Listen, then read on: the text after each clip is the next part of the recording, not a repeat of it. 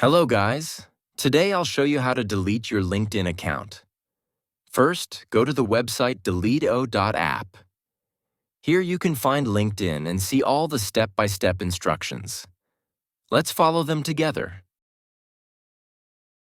Open your LinkedIn account and log in. I've already done that. Next, go to Settings and Privacy. From there, navigate to Account Preferences, then scroll down to Account Management. Click on Close Account, then click Continue.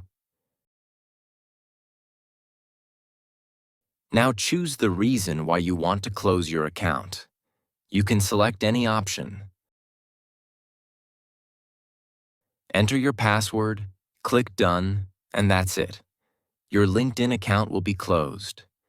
You may reactivate your account within 14 days from today by signing back in. Or if you wish to reactivate within the next 48 hours, you may use the link. Reactivate my account, which you can find in the LinkedIn email. Thank you for watching. Don't forget to check out Deleteo.app, where you'll find easy guides for deleting your accounts or downloading your data from different apps.